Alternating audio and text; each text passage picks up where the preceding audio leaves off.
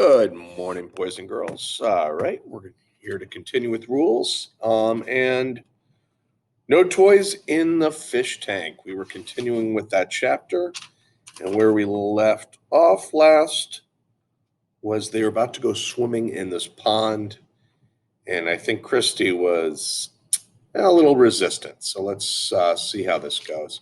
All right. Are there like any fish in here? Christy asked, kicking her sandals off on the sand. I follow her gaze out across the pond to the fringe of pine and white birch trees on the other shore. Only minnows come near the shore. On our side of the pond, there's a strip of sandy beach, but the far side has a steep, scooped out bank tangled with bushes and roots of trees. Once I once I overheard Ryan tell someone that there's a big fish that lives under that raft, I say, still smarting from Christie's long look at his house. But I've never seen it, so he might be lying. Christie wraps her finger around her braid. Is it like deep? Over my head, but not so deep I can't swim down and touch. Sometimes we dare each other to bring back muck from the bottom. Her knuckles whiten on her braid. But we don't have to do that, I say.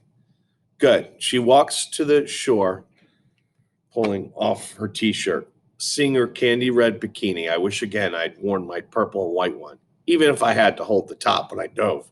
I undo my shorts. I like your bathing suit. I wanted to wear the I wanted to wear the new one my aunt gave me, but I think that's in the laundry at Dad's. Christy points her foot, skimming the water with her toes. Standing in the pond, my ankles look crooked, cut by the water's surface. I study the waterline's ripple of distortion, wanting to capture it in my sketchbook. That's a bad that's a bad part of living in two places, Christy shudders, stepping into the pond with me. I never have what I need at the right house, and Mom doesn't get it. This morning she kept saying, just wear another bathing suit, like it didn't even matter. Watching her adjust the straps on her bikini top, I want to tell her I know how it feels to be split down the middle, too, pulled between the regular world of school and friends and David's world, where none of the same things matter, and how I don't belong completely in either world. But when someone is upset, it's not a good time to bring up your own problems. Christy takes a step farther into the water. I hate this bathing suit. Straps are always falling down. I'm in water to my knees now. I know what you mean.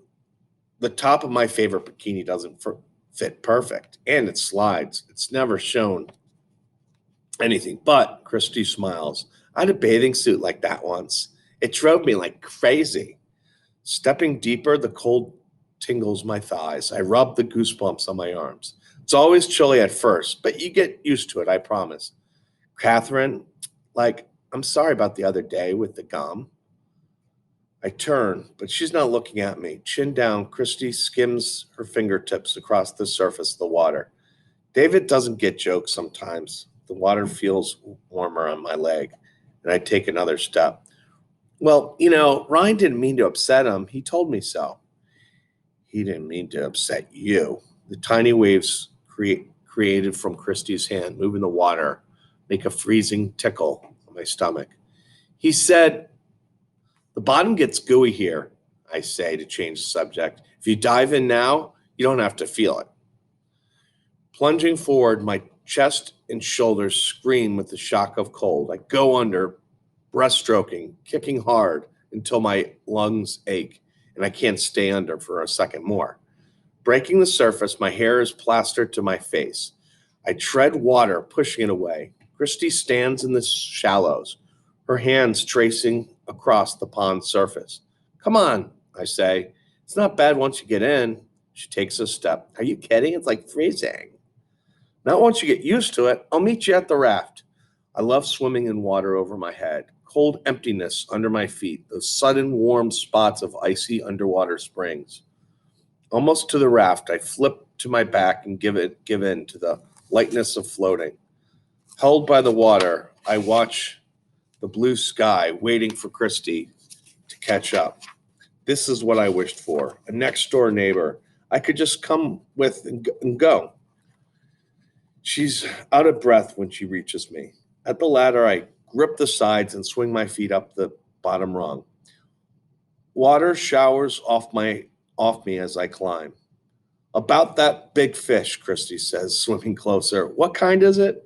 The air makes me shiver. I sit on the top on the raft and wrap my arms around my knees. It's probably just an eel. Her eyes widen. I mean, it's probably not an eel, just a fish that looks like an eel. Christy scrambles up the ladder. Yuck! I tuck my soaked hair behind my ears, wishing I had brought my hairband. I know without asking, Christy won't want to touch the bottom. She doesn't even seem to like the top of the water that much. Maybe we could lay out in the sun. We lay on our stomachs, and I peek between the slats to the darkness below.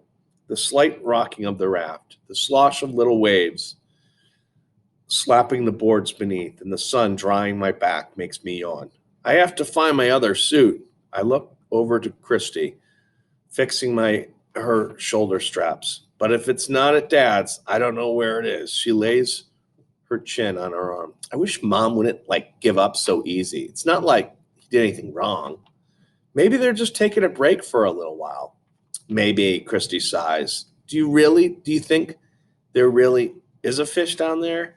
The sadness in her voice makes me want to give her something, even if it's only pretend. What if he is down there, I say? But he's magic, like in that fairy tale, The Fisherman and His Wife. Christy squeezes the end of her braid, drops the water falling off the tip, beating into the raft. I don't know that story. This guy catches a big fish, except the fish says he is really a prince under a spell. The man lets the fish go, but his wife sends him back to get a wish granted. I'd scream if fish started talking to me.